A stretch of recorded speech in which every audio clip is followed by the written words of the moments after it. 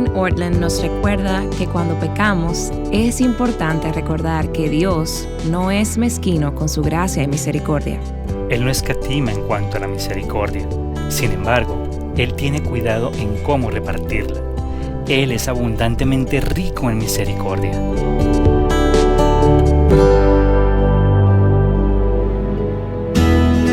Estás escuchando Aviva Nuestros Corazones con Nancy DeMoss Wolgemuth en la voz de Patricia de Saladín.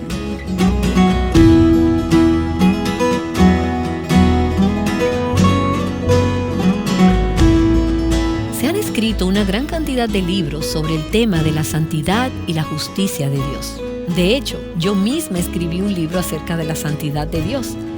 Y es muy importante que nosotras tengamos, dentro de lo posible, una comprensión de este concepto. Es muy cierto que Dios es santo, santo, santo. Pero pienso que algunas veces olvidamos que Dios tiene también un corazón tierno, compasivo y bondadoso hacia nosotras. Y a medida que pensábamos en la bondad de Dios, supe que íbamos a querer conversar con el autor de un libro que leí en el año 2020 y que me impactó profundamente, a mí y a cientos de miles de personas también. Lo tengo en mis manos y su autor es Dane Ortlund. Se titula Manso y humilde, el corazón de Cristo para los pecadores y heridos.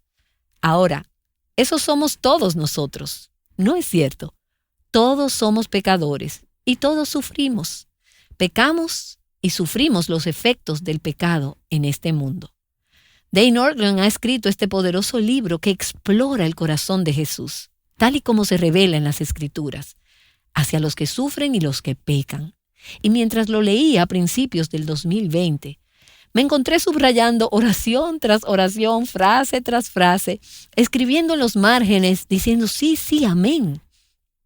El libro escrito por Dane es una hermosa expresión del corazón de Jesús hacia los que pecan y los que sufren. Y todas necesitamos y queremos ese corazón. Así que, tanto si eres una de las muchas que ya ha leído el libro, o de aquellas que acaba de oír hablar de él por primera vez, quiero animarte a que abras tu corazón hoy, mientras escuchamos a su autor hablar acerca del corazón de Jesús. Dane es pastor en los suburbios de Chicago, está casado con Stacy y son padres de 5 hijos. Recientemente, Dana Gresh se sentó con Dane para hablar sobre lo que significa que Jesús es manso y humilde. ¿Y por qué esto es tan importante para cada una de nosotras? Señor, te pido que abras nuestros oídos, que abras nuestros corazones. Pienso en esa oyente que está conduciendo en una autopista en este momento, o alguien que ha tenido una conversación difícil con un hijo pródigo, o alguien que quizás acaba de recibir la noticia que ha perdido su trabajo o que ha caído de nuevo en la misma tentación. Y simplemente están agotadas, están tristes, tienen el corazón cargado y pesado y están cansadas de luchar. Señor, te pido que en estos próximos momentos infundas gracia fresca, vida y esperanza en cada uno de los corazones de nuestras oyentes, así como solo tú puedes hacerlo. Oro en el nombre de Jesús, el amigo de pecadores. Amén. Ahora, escuchemos a Dana Gresh mientras habla con Dane Ortlund. Estoy encantada de poder conversar contigo, Dane. Sabes, tengo una amiga muy cercana que realmente ha pasado los últimos 5 años luchando con una terrible adicción al pecado. Y en el transcurso de eso también han pecado contra ella. No estoy segura de por qué sucede esto, pero tengo que decir que me rompe el corazón. Algunas personas en el cuerpo de Cristo realmente son bastante alérgicas a los pecadores. Cuando tenemos a alguien en nuestro redil que es complicado, este puede experimentar lo mismo que mi amiga, el rechazo de la iglesia. Mientras la veía aferrarse a su fe, un día le pregunté, ¿qué fue lo que te ayudó? Porque sucede que también tengo otra amiga en una situación similar. ¿Y sabes lo que me dijo? Lo que me ayudó fue meditar en la bondad de Cristo. Entonces, me recomendó este libro, Manso y Humilde, y el autor es Dane Ortlund. Así que lo hice y quiero que sepas que aunque no estoy en una posición de pecado continuo y adictivo, no estoy en un lugar de esclavitud, no estoy experimentando ningún rechazo en la iglesia, ni nada parecido, pero no me imaginaba cuánto necesitaba este mensaje. No me había dado cuenta de que había perdido el contacto con la bondad y la mansedumbre de Cristo. Así que tu libro, Dane, ha sido un bálsamo sanador para mí que ni siquiera sabía que necesitaba. Y estoy muy emocionada de invitar a nuestras hermanas de Aviva Nuestros Corazones a compartir mi experiencia en las páginas de Manso y Humilde. Así que vamos a sumergirnos en ello. Suena bien. Gracias, Dana. Bueno, basas todo tu libro en Mateo 11:29 y tengo que preguntar, ¿qué te llevó a ese pasaje de la Escritura? Bueno, es el único pasaje donde Jesús nos dice cómo es su corazón, lo cual en sí mismo es algo sorprendente. Es el único lugar donde Jesús nos muestra su corazón a través de dos adjetivos que Él introduce allí. Yo nunca me había imaginado que los adjetivos que describen su corazón serían los que de hecho nosotros encontramos allí en este pasaje. Mientras leía a antiguos teólogos que ya han fallecido, llamaba mi atención hacia este pasaje. Ellos continuamente hablaban de este pasaje. Y un día pensé, este único versículo es digno de un libro. Vale una vida completa de libros y reflexiones. Así que quería sumergirme profundamente en esto. Bueno, pues leamos Mateo 11:28 al 30. De hecho, vamos a leerlo completo y profundizaremos en esos dos adjetivos que acabas de decir que Jesús usó para describirse a sí mismo. ¿Estás sentada en el borde de tu asiento? Porque vas a querer saber lo que Jesús usó para describirse a sí mismo. Jane, ¿podrías leer el pasaje para nosotras? Vengan a mí todos los que están cansados y cargados, y yo los haré descansar. Tomen mi yugo sobre ustedes y aprendan de mí, que yo soy manso y humilde de corazón, y hallarán descanso para sus almas, porque mi yugo es fácil y mi carga ligera. Es un pasaje con el que muchas estamos familiarizadas, pero hoy profundizaremos en él. Así como has dicho, Dane, Jesús usa dos palabras para describirse a sí mismo. ¿Y cuáles son esas dos palabras? Bueno, manso y humilde. Y esto es verdaderamente asombroso. Esperaríamos que él dijera algo como yo soy exaltado, yo soy poderoso, yo soy digno, o yo soy amoroso, lleno de gracia.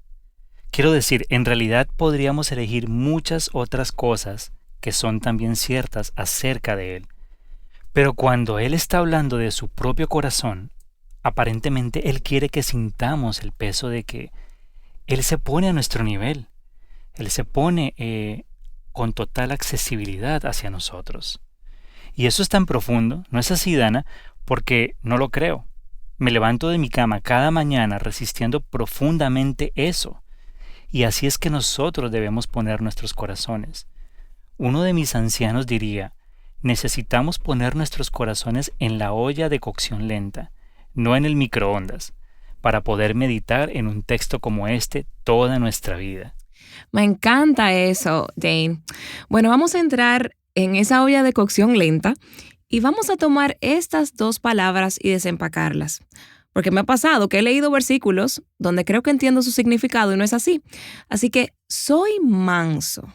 ¿Qué quiso decir Jesús cuando dijo esto? Bueno, significa que Él es tierno.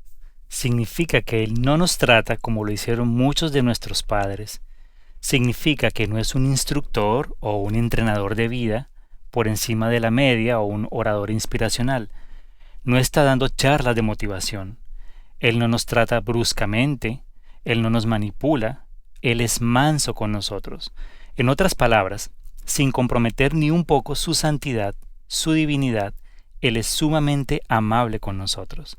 Es como cuando hablo con un niño de 4 años en nuestra iglesia, que muchas veces viene hacia mí. Muchas veces yo me pongo de rodillas, o al menos me inclino y me pongo a su altura y a su alcance. Y eso no compromete de ninguna manera mi adultez.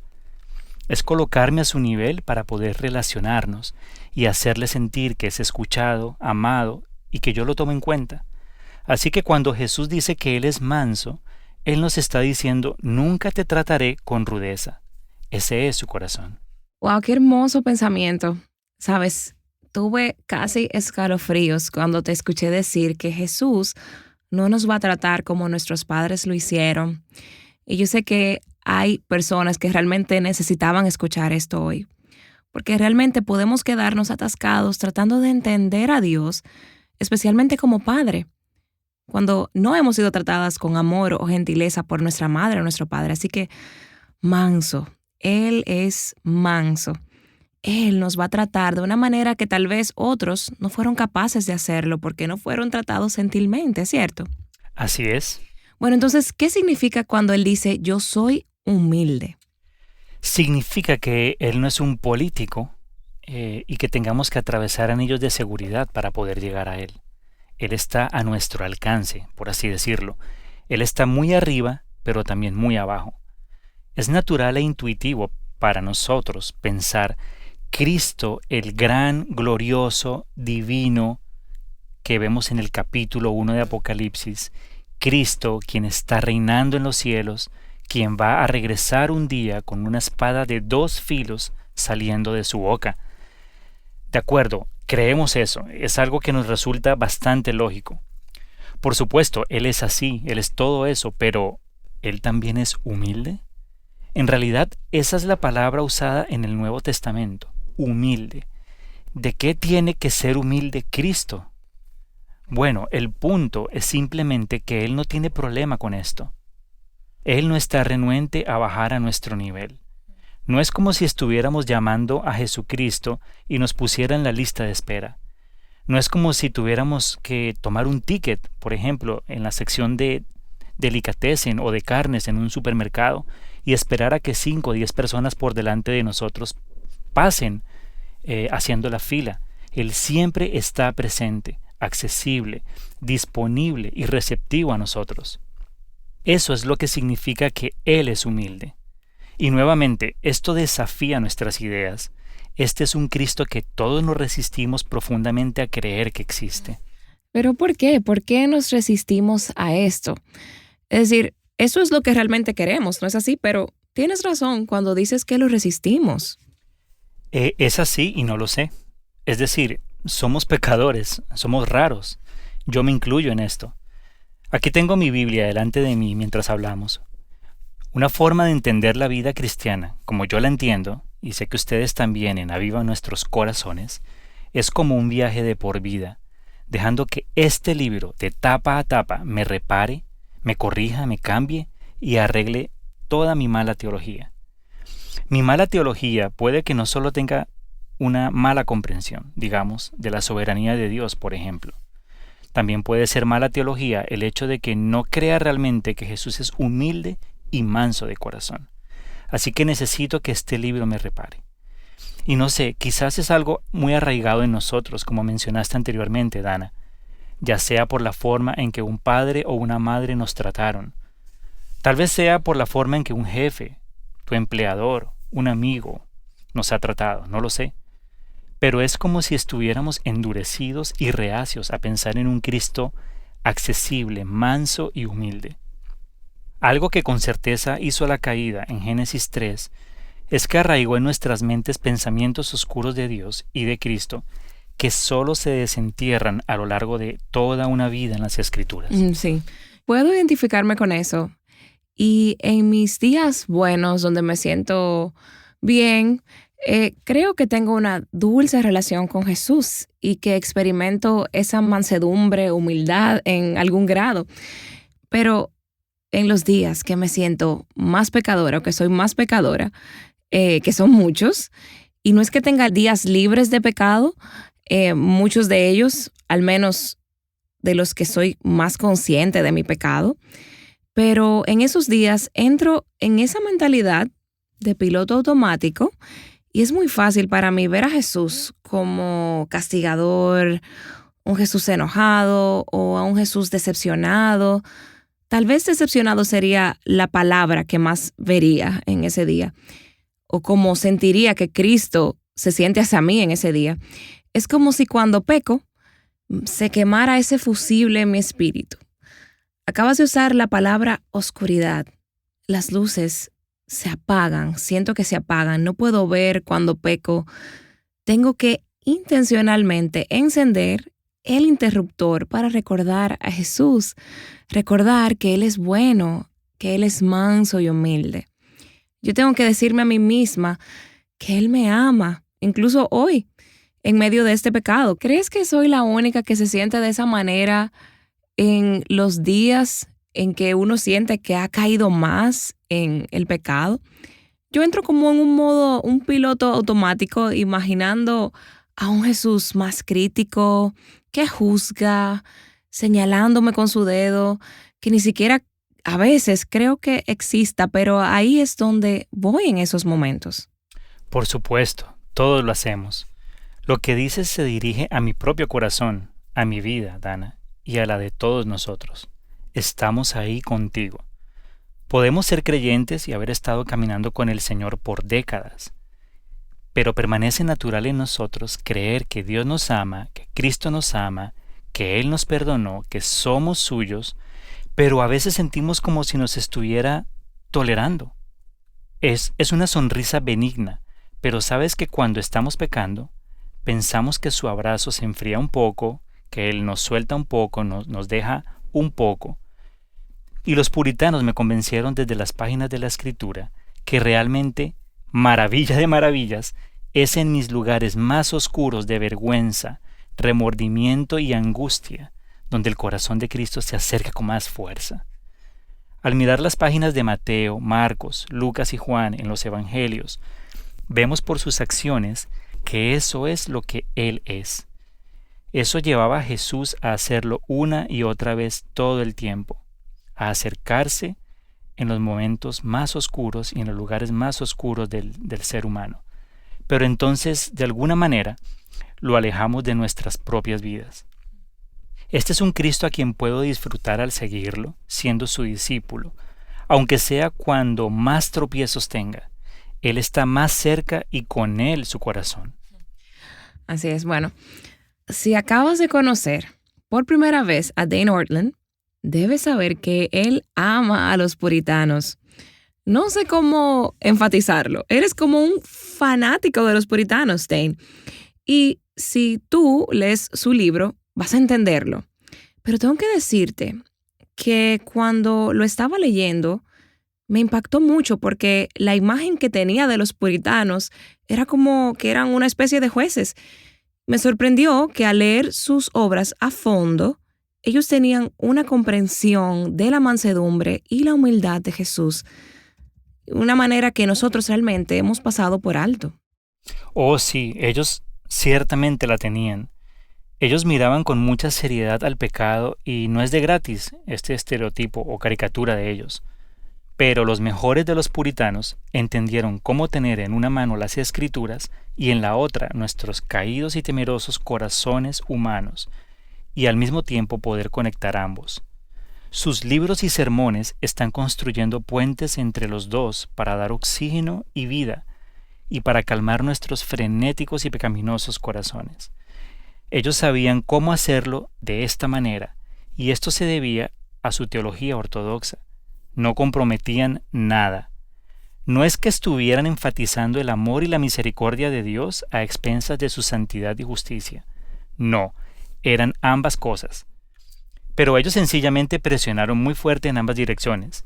Creo que hemos descuidado un lado de eso, el lado del amor, de la misericordia, de la gracia, todo esto que nos dan los puritanos, y especialmente el corazón de Dios y de Cristo que se manifiesta en muchos de ellos.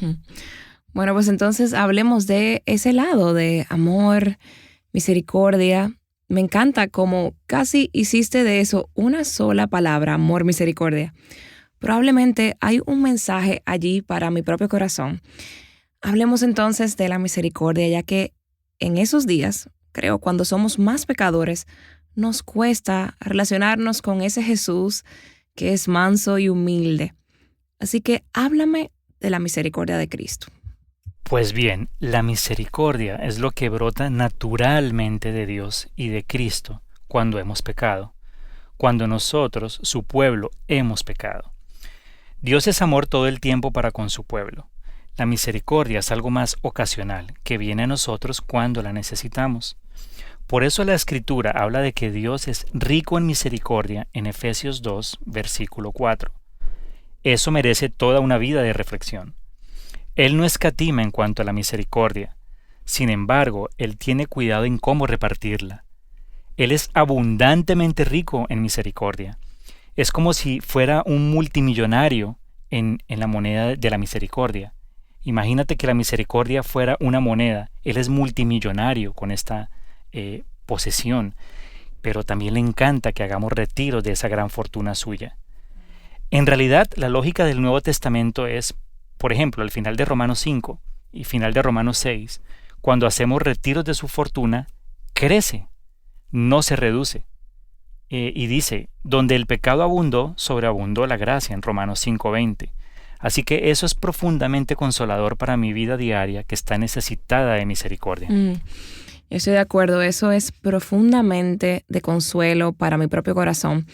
Pero déjame entonces hacer una pregunta opuesta o contraria. ¿Estás diciendo que Él ama cuando hacemos un retiro de esas riquezas de su misericordia, pero no significa eso que tenemos que pecar para hacer un retiro de las riquezas de su misericordia? A Dios no le gusta que pequemos, así que ayúdame ahí. Puede que haya gente escuchando que diga, cuidado Jane, estás caminando sobre un terreno frágil. ¿Qué les dirías? Yo diría que no me gusta que mis hijos pequen y que se equivoquen. No quiero eso para ellos. Ese no es mi corazón. Pero cuando lo hacen, de alguna manera mi corazón se compadece por ellos, de una manera que no lo haría si no estuvieran en alguna dificultad. Es así de simple. Entendemos esto como padres. Entendemos la forma en que podemos mirar a un ser querido cuando se están ensuciando. Hay una manera en la que nuestro corazón se compadece de ellos de una forma diferente. Así que es así de simple. No quiero decir, y no quiero nunca comunicar, o que me escuchen decir, que Dios se compadece cuando pecamos, o que se regocija de alguna manera cuando pecamos. No. Definitivamente debemos honrar y obedecer al Señor, y hacerlo con todas nuestras fuerzas, por su gracia, para su gloria. Pero su corazón es atraído hacia... Yo quiero decir, Dana, que nosotros no tenemos que preocuparnos por cosas como, oh bueno, necesito ir y pecar más para poder ver su corazón. No, vamos a pecar, ese no es el problema, lo haremos. Vamos a tratar de no hacerlo, vamos a tratar de no pecar, pero lo haremos. Y cuando lo hagamos, podemos ser alentados. Su corazón se acerca a nosotros. Sí. Bueno, tuve muchos años en los que personalmente no creía que esas riquezas, esa misericordia fueran para mí. Ahora, conocí al Señor cuando era una niña muy pequeña, pero en mis años de adolescencia, yo no diría que me aparté mucho de Cristo, pero sí tomé algunas decisiones realmente malas y rompí mi corazón con algunas elecciones pecaminosas. Y viví unos 10 años en los que tuve esta mentira en mi interior de que la misericordia de Cristo era adecuada para ti, para ella, para él y para todos los demás, pero no era suficiente para el pecado y los secretos de mi corazón. Entonces fue entender esa misericordia, este concepto de las riquezas de su misericordia, y estudiar las cartas a la iglesia de Corinto. De hecho, en 2 Corintios 1:3 se llama a Dios Padre de misericordias y Dios de toda consolación. Ese versículo y los que lo rodean se convirtieron en ese bálsamo sanador para mi corazón, para atreverme a creer, oh sí, esa rica fuente de misericordia es para mí. Él es Padre de misericordias. Amén. Hay una determinada audacia santa y correcta que tienen los cristianos sanos para poder sentirse perdonados. No estoy sugiriendo ni por un momento un compromiso moral, sino simplemente permitir que nuestros corazones se sientan lavados y limpios. El problema para nosotros los creyentes, el problema para la iglesia, el problema para cualquier ser humano no es ¿tienen demasiado pecado? ¿Tienen demasiada necesidad de misericordia? No, ese no es. El problema es, ¿verán su necesidad de misericordia? Nuestro problema es cuando no abrimos los conductos de ventilación de nuestro corazón para dejarlo entrar, cuando creemos que podemos llegar al 10% del camino o a la mitad por nosotros mismos con nuestras propias fuerzas. Pero cuando nos abrimos a ello, eso no es un problema para Él. Eso es todo lo que Él necesita para trabajar. Sí, bueno, dos cosas llegan a mi mente cuando dices eso de abrir tu corazón. Y una de las razones por las que no lo hacemos es porque realmente no somos conscientes de nuestra naturaleza pecaminosa. Estamos creyendo mentiras de que tal y tal cosa no es un pecado o que Dios no tiene control de esta parte de mi vida. Esa es una de las razones por las que no abrimos nuestros corazones al torrente de su misericordia. Pero la razón por la que yo personalmente no abrí mi corazón al torrente de su misericordia fue la vergüenza. Me sentía muy avergonzada por mis elecciones y por mis decisiones. Y lo que sucedía durante este tiempo de mi vida es que en lugar de creer que Dios es el Padre de toda misericordia, estaba experimentando lo que otro libro de la Biblia nos dice, que Satanás es el padre de la mentira. Y estaba creyendo mentiras como Dios nunca podrá usarte porque mira lo que has hecho. Estaba también creyendo la misericordia de Dios es lo suficientemente grande para otra persona, pero nunca podrá hacerlo para ti, para limpiar tu desastre. Otras también como sí, estoy perdonada, pero probablemente nunca me sentiré íntegra. Estaba creyendo ese tipo de mentiras y por esa razón no estaba abriéndome a ese torrente de gracia y recibir esas riquezas. ¿Qué le dirías a una mujer que dice, oh sí, me identifico con eso? Estoy en ese lugar ahora mismo. Sé en mi cabeza que soy perdonada, pero no puedo sentirlo. ¿Qué consejo le darías a una mujer que está experimentando, que está pasando por esto? Bueno, las angustias gemelas del corazón humano son la culpa y la vergüenza. La culpa se refiere a lo que hemos hecho. La vergüenza es más profunda, tiene que ver con lo que somos, tiene que ver con nuestro ser. Cada uno de nosotros tiene su propio recorrido y hemos hecho diferentes tonterías en el pasado. Pero en cierto modo, puede ser más difícil darle un baño del Evangelio a la vergüenza que a la culpa. La culpa es más objetiva, la vergüenza es más subjetiva. La culpa es más blanco y negro, pero la vergüenza es como una niebla gris, un pantano por el que caminamos. La doble gloria del Evangelio es que somos, sí, por un lado justificados, y toda nuestra culpa es erradicada de una vez por todas, pero también somos redignificados. Se nos entrega de nuevo nuestra dignidad. Esta es una realidad. La doctrina de la glorificación en el Nuevo Testamento posee esta gran realidad. Se nos devuelve nuestra dignidad.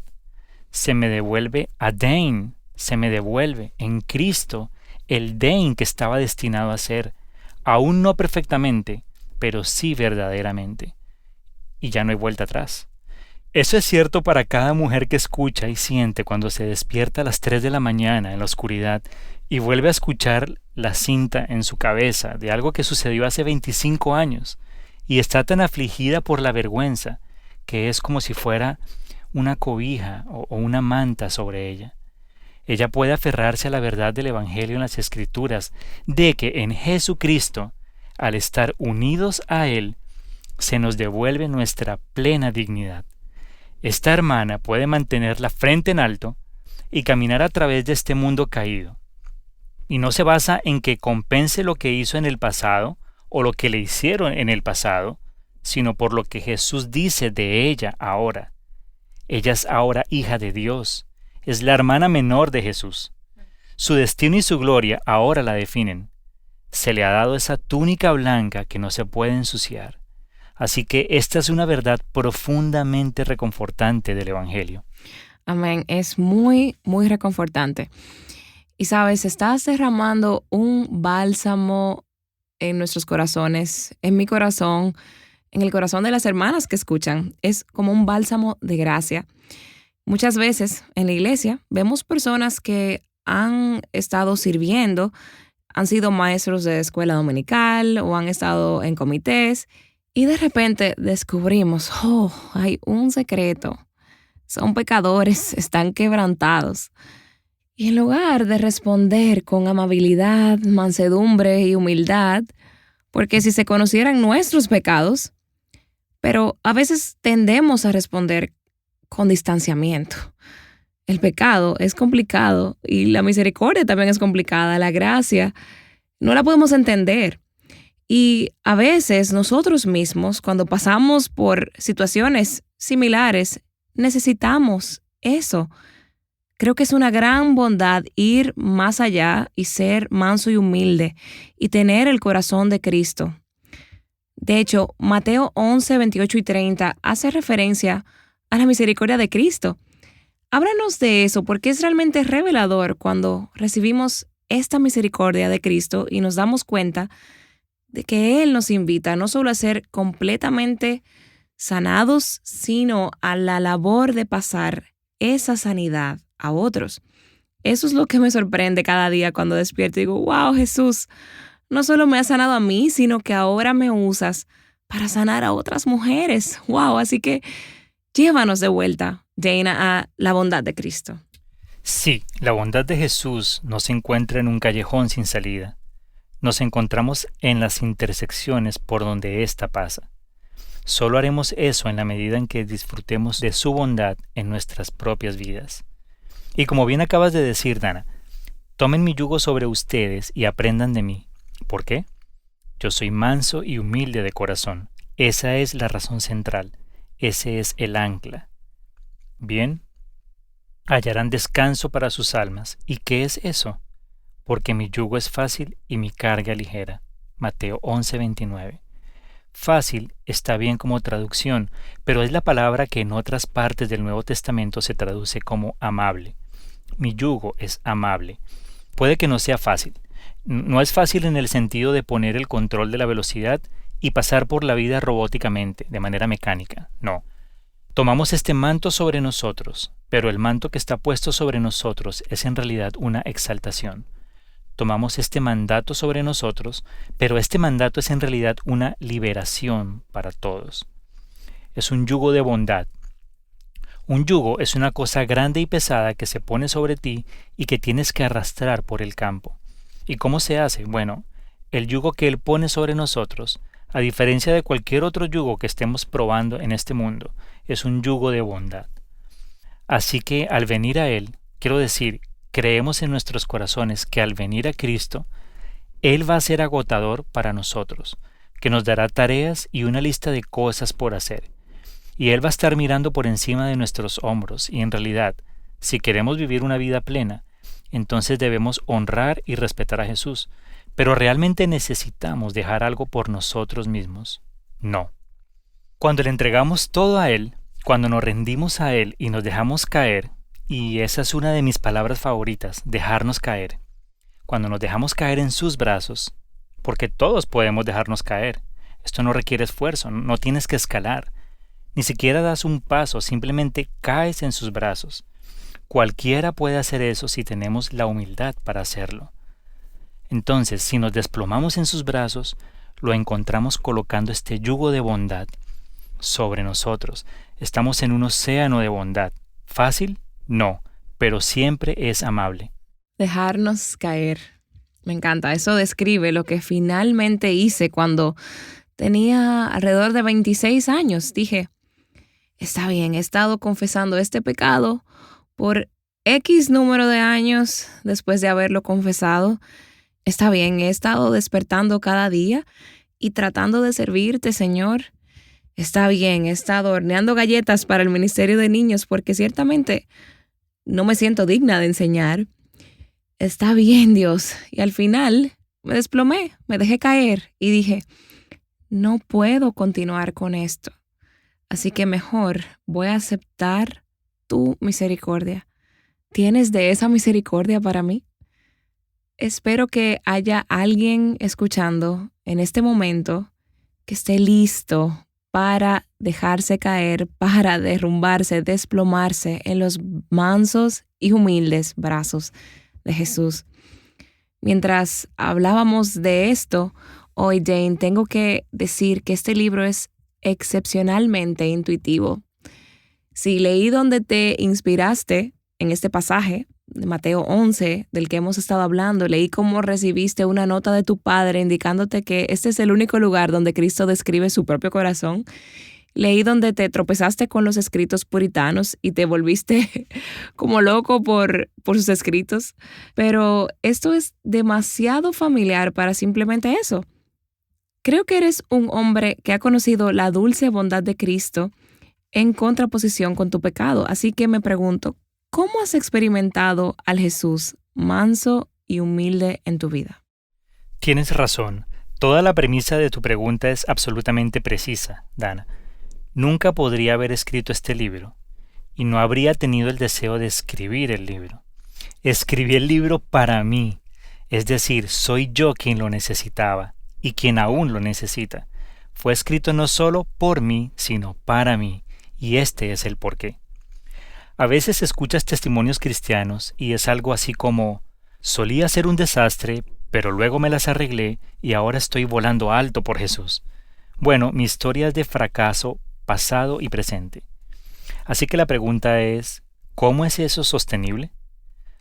Solo si hay un Salvador que camine conmigo y el reloj no esté corriendo para que yo mejore a un ritmo determinado en un tiempo determinado. Pero un Salvador está conmigo y es solidario conmigo. Está intercediendo por mí. Él es el amigo, no el tolerante de los pecadores y de los que sufren. Si eso es cierto, puedo hacer vida con Él. Así que sí, es mi propia mala paternidad, mi pobre desempeño como esposo y toda una letanía de fracasos, incapacidades y debilidades, insuficiencias, tonterías y locuras en mi vida pasada y presente, lo que hace que tenga que volver. Esto no es como una cereza en el pastel. Esto es una cuestión de vida o muerte. Tener que volver a quien es Él en lo más profundo de su corazón para mí. Es un corazón que durante gran parte de mi vida, aunque soy creyente, no me había dado cuenta de lo maravilloso que es. Parece que te has convertido entonces en un hombre que se siente cómodo con dejarse caer. Bueno, es mejor que sea así, porque voy a tener que seguir haciéndolo. Me encanta esa imagen de derrumbarse en los brazos de Jesús. Acabas de escuchar al pastor Dane Nortland describiendo a nuestro Señor y la forma en que habló de su propio corazón. Él es manso y humilde. Dane volverá para orar con nosotras en un momento. Y quiero decir lo agradecida que estoy de que Dane haya escrito este libro. Ha sido una bendición para mí y para muchas de mis amigas que lo han leído y han conversado juntas acerca de él. Me gustaría volver a leerlo porque nos da una perspectiva muy fresca de nuestro Salvador. Y me gustaría que cada una de nuestras oyentes tuviera este libro. Quiero que lo lean y que se empapen de lo que significa que Cristo es rico en misericordia hacia cada una de nosotras. Pueden encontrar el enlace para adquirirlo en la transcripción de este episodio en avivanuestroscorazones.com. Sabes, estoy muy emocionada por reavivar mi amistad con Jesús. Y hablando de eso, me gustaría que converses sobre el hecho de que este Jesús manso y humilde era amigo de los pecadores. ¿Y cómo nos hacemos amigos de los pecadores en este mundo incrustado, lleno, colmado de pecado en las redes sociales, en nuestras iglesias, en nuestros vecindarios, en nuestras familias? ¿Cómo se ve ser como Cristo cuando los encontramos sumidos en su pecado? Dane, entonces, ¿nos acompañarás mañana para que podamos hablar un poco de esto? Me encantará hacerlo. Oremos por esa mujer que necesita dejarse caer en los brazos de Jesús hoy. Esa mujer que ha creído las mentiras del enemigo de que las riquezas de la misericordia de Dios no son suficientes para ella. Tal vez ella ha estado creyendo que no es pecadora en forma activa, sino que su pecado, si puedo usar esa palabra, es tener una visión errada del corazón de Jesús, porque ella tiene un Jesús que señala con el dedo en su corazón. Puede que no haya sido plantado allí por ella misma, sino tal vez por este mundo y por cómo la ha tratado. Pero ella necesita dejarse caer en los brazos bondadosos y seguros de Cristo. ¿Podrías orar por ella ahora mismo para que el Señor la ayude a hacer esto? Por supuesto. Padre nuestro que estás en los cielos, ahora estamos intercediendo, pensando, orando y trayendo ante ti nuestros corazones. Estoy orando junto con cualquier hermana que esté escuchando y que esté angustiada, que tal vez nadie más en el planeta Tierra lo sepa, excepto ella. ¿Tomarías la horrible malignidad de su vergüenza, su culpa, su remordimiento, sus sentimientos de rechazo, de estar fuera del centro de tu favor inagotable? Instrúyela con una mejor teología que es la bondad, es decir, mi yugo es suave y mi carga es ligera. ¿Quieres ser el Padre de toda misericordia para ella? Ahora mismo hazle saber eso, doctrinalmente sobre el papel, pero que lo experimente. Derrama tu Espíritu Santo para que ella realmente experimente de una manera más profunda, más que nunca, lo que es conocer a Jesucristo como su más profundo aliado, alguien que es solidario con ella, alguien que nunca la dejará ni la abandonará. Así que confórtala y consuélala. En el nombre de Jesús. Amén.